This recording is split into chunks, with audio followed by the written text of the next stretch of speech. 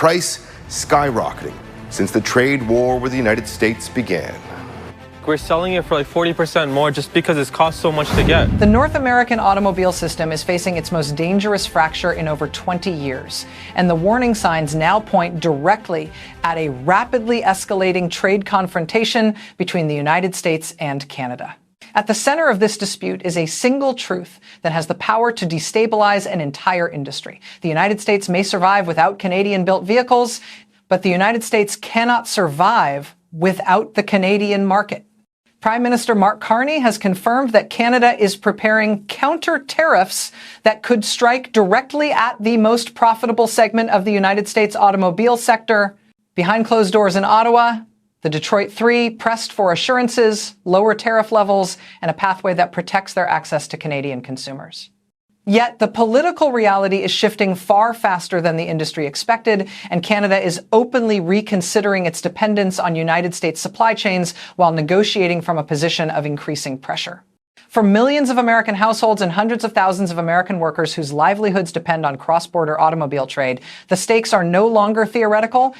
And what emerges in the next section reveals a structural vulnerability inside the United States economy that has rarely been acknowledged publicly, but could soon become impossible to ignore.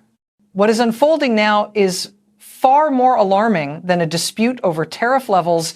Senior analysts inside the North American automobile sector are warning that a prolonged breakdown in negotiations could trigger a chain reaction that reaches deep into manufacturing towns across both countries. Behind the headlines, major producers are already modeling scenarios in which assembly lines are paused, cross-border parts flow is delayed, and investment plans for new facilities are quietly frozen. Even a modest increase in tariff pressure can redirect billions of United States dollars in production decisions, and companies are now preparing for outcomes that were once considered unthinkable. Corporate strategists have begun examining whether certain models should be withdrawn entirely from the Canadian market if trade costs surge beyond viable thresholds. Logistics firms are preparing for weeks of instability should customs processes tighten or retaliatory measures expand. Financial institutions are warning that sustained uncertainty could reduce credit availability for automotive suppliers, many of whom operate on extremely narrow margins. Yet these disruptions represent only the visible surface of a deeper structural threat. The next segment exposes the critical economic weakness that industry leaders have discussed privately for years, a weakness that could determine which nation holds real leverage in this confrontation.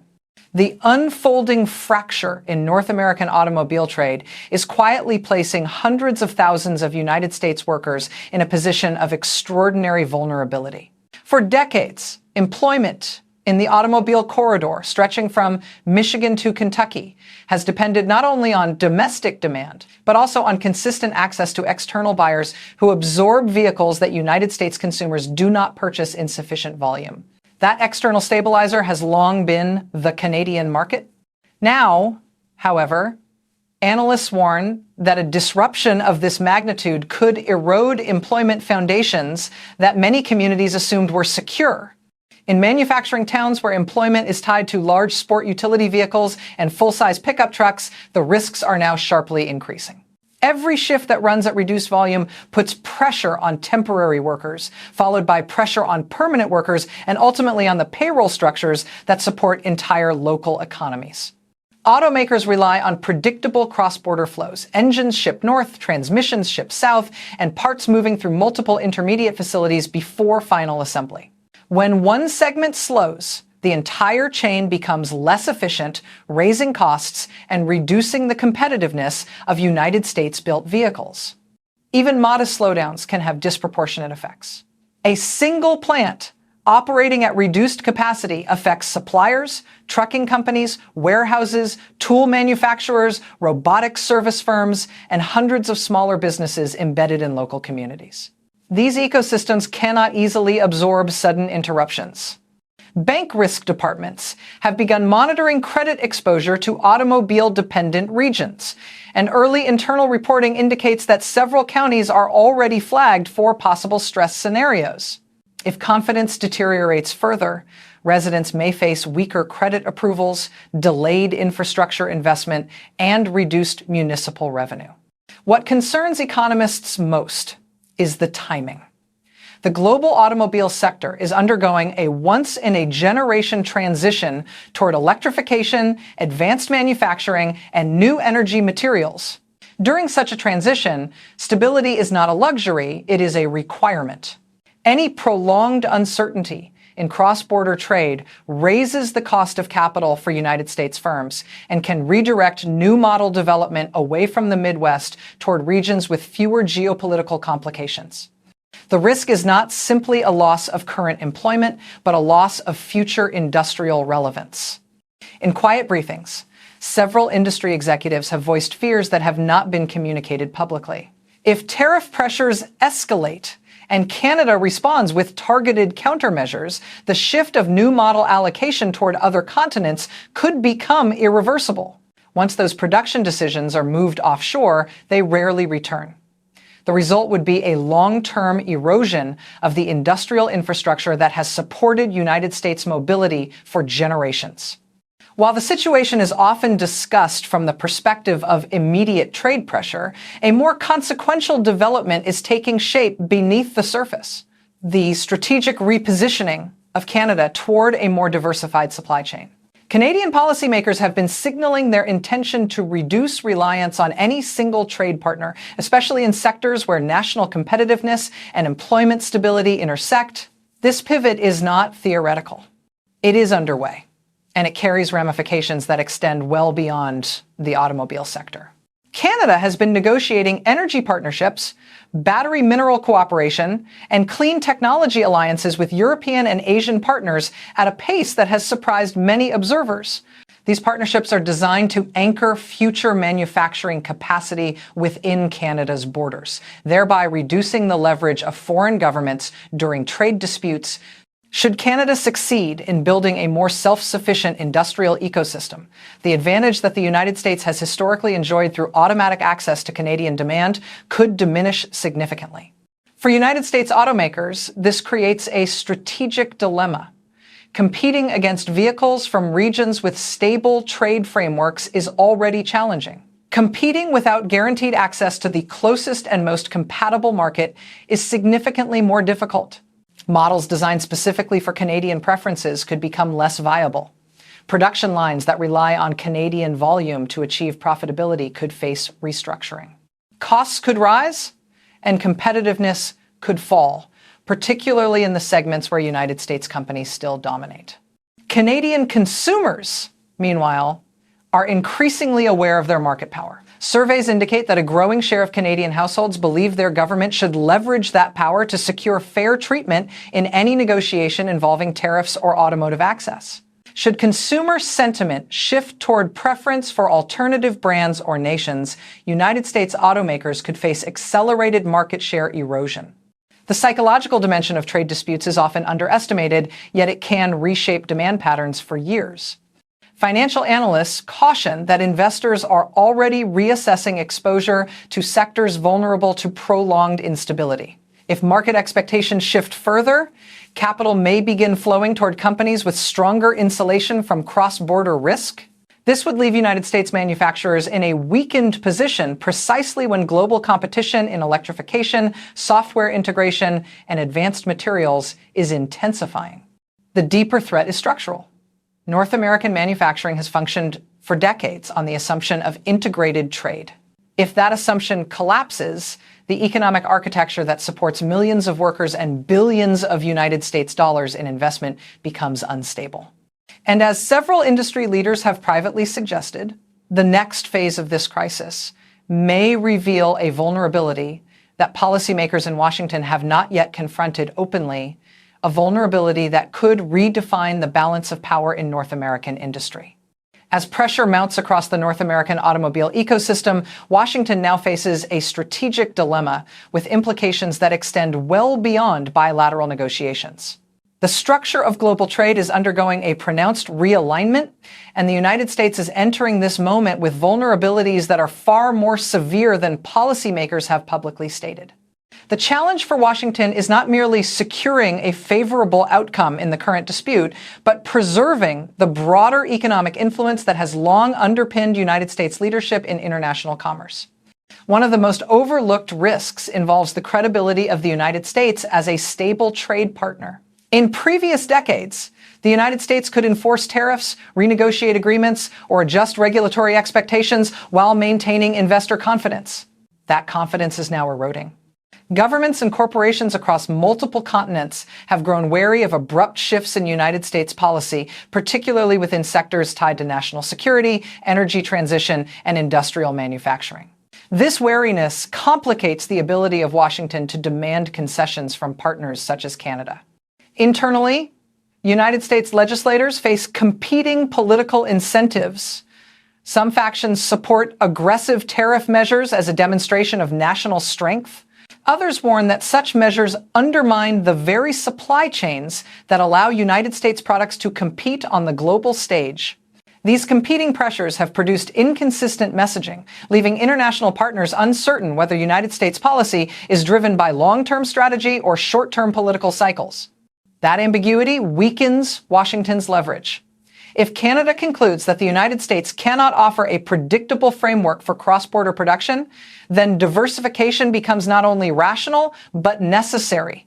The consequences of such diversification would be profound. Strategic resources such as battery minerals, clean energy components, microchips, and advanced manufacturing equipment could be routed through alliances that bypass United States intermediaries. Canada's interest in forming deeper ties with Europe and Asia reflects an anticipation of precisely this scenario. From the perspective of global competitors, this moment represents an opportunity. Nations such as Japan, the Republic of Korea, Germany, and China recognize that a divided North America is a weaker North America. If the United States becomes consumed by a prolonged dispute with its closest trading partner, its ability to shape international rules diminishes. Competitors can exploit this distraction by locking in long-term supplier agreements, securing advantageous market access, and investing in technologies that leave United States firms struggling to catch up. What makes the situation even more precarious is that the trade confrontation is unfolding at the same time the world is shifting toward electrification and advanced vehicle platforms. Control of this transition depends heavily on supply chain stability, investment predictability, and regulatory alignment. A fractured North American relationship undermines all three. In the absence of a coordinated regional strategy, the United States risks losing ground during a technological race that will determine global power dynamics for decades to come. International observers are not simply watching the dispute unfold. They are actively recalculating their own strategies in response. The European Union has already expressed interest in strengthening trade with Canada across several industrial sectors. Asia-Pacific partners, recognizing that Canada may seek alternatives to United States dependence, have accelerated diplomatic engagement and investment dialogue. These developments indicate a broader shift. Canada is becoming a strategic target for nations seeking to expand their economic reach in the Western Hemisphere. For the United States, this shift introduces new competitive pressures. If Canada successfully diversifies, it could gain leverage in negotiations not only with Washington, but with emerging technology leaders that seek reliable access to North American markets. Nations with advanced automotive capabilities may prioritize partnerships with Canada as a gateway to the continent, reducing the gravitational pull of the United States market. In practical terms, this means that international investment decisions, once assumed to flow toward the United States, could flow north instead. Global manufacturers are also responding. Several multinational automobile producers have initiated internal reviews of supply chain exposure, modeling scenarios in which North America becomes a patchwork of conflicting tariff regimes. These reviews often conclude that Canada may offer a more stable regulatory environment for advanced manufacturing if trade tensions persist. Investors, always sensitive to geopolitical turbulence, are adjusting their long-term forecasts with this in mind. Financial markets interpret uncertainty as risk, and risk demands compensation. Higher borrowing costs for United States automakers would reduce their capacity to invest in electrification, research, and manufacturing modernization. If capital becomes more expensive in the United States while remaining competitive in other regions, the global playing field tilts further away from American industry. Diplomatic analysts warn that prolonged disruption between the United States and Canada could weaken broader North American cooperation at precisely the wrong moment. Challenges such as energy security, semiconductor reshoring, and the expansion of clean technology manufacturing require coordinated regional policy.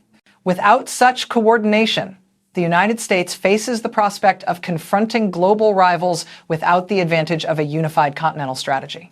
The most serious concern, however, is not being discussed openly in official statements. If economic fragmentation continues, North America could enter a cycle of competitive repositioning in which trade partners, investors, and emerging technology sectors gradually shift away from the United States toward more predictable markets. And the possibility that this shift has already begun is the revelation that will reshape the next part of this analysis. A deeper and more consequential transformation is developing beneath the ongoing negotiations. While public attention focuses on tariffs and political statements, experts across the economic and geopolitical community are tracking a more serious structural divide. For the first time in more than 3 decades, the foundations that support a unified North American economic strategy are beginning to separate. This divide is not driven by a single dispute, but by accumulating signals that each nation may be preparing to safeguard its long-term industrial interests independently. In Canada, the shift is underway. Policymakers have introduced frameworks designed to attract investment in electric mobility, battery minerals, and advanced manufacturing technologies. These frameworks emphasize domestic value creation and strategic autonomy. The message to global investors is unmistakable. Canada intends to compete for high-value industrial activity rather than accept a secondary position in an integrated continental system. This repositioning is reinforced by the rapid development of trade dialogues with Europe and Asia, where partners see an opportunity to build mutually beneficial supply chains without exposure to internal United States political cycles. In the United States, meanwhile, the policy landscape has become more fragmented. Some leaders support a comprehensive reshoring initiative in which tariff pressure is used as a long-term instrument. Others recognize that excessive reliance on tariffs can undermine regional cooperation, weaken export competitiveness, and invite retaliation that harms American workers. This internal disagreement complicates the formation of a coherent long-term strategy and creates uncertainty for companies that require predictable policy environments to commit capital to large-scale investments. If these dynamics continue, the North American region could experience a structural decoupling. Under such a scenario, Canada and Mexico may pursue industrial strategies that diverge from United States priorities. The result would be a less integrated supply chain, higher input costs, and diminished continental competitiveness. Furthermore, the strategic advantage that the United States has historically enjoyed due to its central role in North American manufacturing could erode as neighboring nations build alternative alliances. This risk is magnified by the global race to control next-generation technologies. Electric vehicle platforms, battery materials, semiconductor components, and clean energy systems are shaping the future of industrial power. Regions that maintain stability and policy coordination will attract investment. Regions that experience fragmentation will face higher costs and slower adaptation. The current dispute with Canada, therefore, is not simply a matter of resolving tariffs. It is a test of whether the United States can maintain regional leadership at the precise moment when global competition is intensifying. Despite the escalating risks, the current confrontation also presents opportunities for strategic renewal. If managed effectively, the challenge could encourage a comprehensive reevaluation of North America's industrial structure, leading to reforms that strengthen competitiveness. One opportunity lies in building a unified electric vehicle framework that integrates production, environmental standards, and logistics across the region. A coordinated platform would lower costs, streamline regulatory compliance, and create an environment that encourages manufacturers to commit long-term investment. Another opportunity involves enhancing the resilience of cross-border supply chains. The disruptions of recent years have demonstrated the vulnerability of extended global networks. A modernized North American supply chain, anchored across the United States, Canada, and Mexico, could provide a stable foundation for advanced industries. Such a system would reduce exposure to geopolitical shocks in distant regions and ensure that critical technologies remain under regional oversight. However, these opportunities will be lost if trade tensions escalate. If Canada accelerates its diversification strategy and forges deeper ties with Europe or Asia, the United States risks losing access to essential materials and technologies that Canada controls. Battery minerals, clean energy components, and next-generation manufacturing capabilities could increasingly flow through networks that exclude the United States. This would weaken American efforts to build a competitive electric vehicle ecosystem and leave domestic companies reliant on suppliers outside the continent. The consequences for workers would be profound.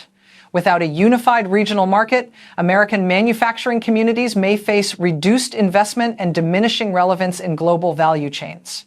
The economic pressure would not emerge suddenly. Instead, it would build gradually through higher costs, delayed projects, and thinning supply chains. Communities that have depended on automobile production for generations could confront a slow and painful decline. At the geopolitical level, fragmentation would undermine the ability of North America to respond collectively to strategic challenges.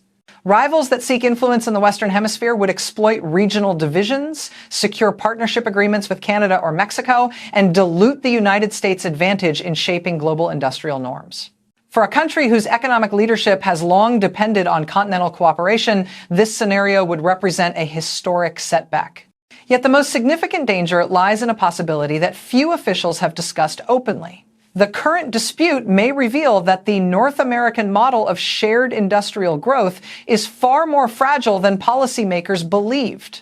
And the next section uncovers the pivotal question that will determine whether the United States can still command the future of this region, or whether it is already losing that position without realizing it. The ongoing restructuring of global manufacturing is forcing every major nation to redefine how it secures economic power. For the United States, the central challenge is not simply preserving existing automobile production, but safeguarding industrial leadership at a time when technological transformation is accelerating. Electrification, automation, artificial intelligence, integration, advanced battery systems, and new materials science are reshaping what it means to be an industrial superpower. Whoever controls these technologies will command the next century of economic influence. Within this environment, the North American region should be a strategic advantage for the United States. The combination of talent, natural resources, industrial experience, and technological innovation has the potential to create one of the strongest manufacturing ecosystems in the world. Yet that advantage exists only if the region remains cohesive. Fragmentation would weaken every pillar that supports United States competitiveness. If cross-border supply chains become unpredictable, manufacturers may hesitate to place new model production inside the United States. If regulatory alignment collapses, companies may choose to prioritize markets with clearer long-term rules. If partners diversify away from United States dependence, they may channel investment into alliances beyond the continent. In each scenario, the cost is not measured only in lost vehicle output, but in diminished influence over the technologies that define global industry. This is why several strategic analysts now warn that the greatest risk to the United States is not the current dispute itself, but the potential loss of momentum at a decisive moment in global economic history. The international competition for electric vehicle leadership is intensifying. Nations across Asia and Europe are coordinating national strategies, mobilizing investment, and securing critical mineral supply lines. If the United States becomes distracted by regional conflict, it may lose the ability to set the standards that determine how next-generation technology is designed, built, and deployed. The turning point is approaching. If the United States can stabilize the regional environment, it can preserve the foundation for long-term industrial power. If it fails to do so, the consequences will extend far beyond the automobile sector, leaving the nation less capable of shaping global rules and defending its economic future. Despite the severity of the risks, there remains a narrow window in which a breakthrough could redefine the direction of North American industry for decades. A coordinated strategic framework among the United States, Canada, and Mexico could unlock enormous potential. Such a framework could focus on electric vehicle components, battery supply chains, semiconductor cooperation, and shared research programs that accelerate innovation. If executed correctly, this would reduce dependence on foreign suppliers, strengthen regional security, and give North America a long-term competitive edge. However, this window is rapidly closing. Every month of uncertainty pushes companies to reallocate resources, renegotiate supply contracts, and redesign risk models that shape multi-billion-dollar decisions. As these decisions accumulate, they create new realities that are extremely difficult to reverse. Nations that offer stability will capture investment. Nations that remain entangled in internal disputes will fall behind. Yet the most serious danger is one that has not been publicly acknowledged.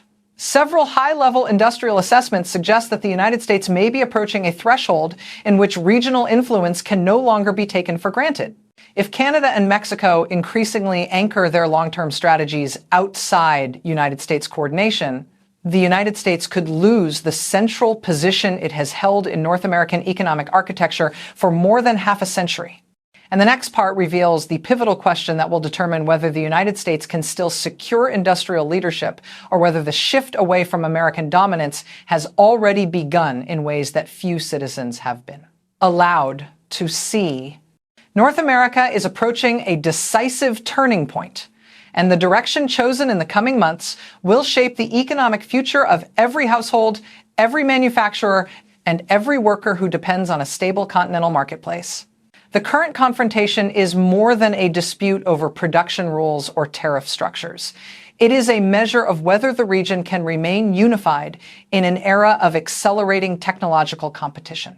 For the United States, the consequences extend well beyond automobile exports. The nation must decide whether it will lead a coordinated industrial strategy or drift into a fragmented landscape where influence is diluted and competitors fill the gaps. The choices made now will define the strength of North American industry for decades. They will determine whether investment flows toward regional innovation or migrates to more predictable markets abroad. And they will reveal whether Washington is prepared to adapt to a global environment that is shifting faster than many policymakers anticipated. Is this a bold strategy or a risky mistake for the United States? Your perspective matters, and your insight helps shape the discussion around one of the most important economic challenges of this generation.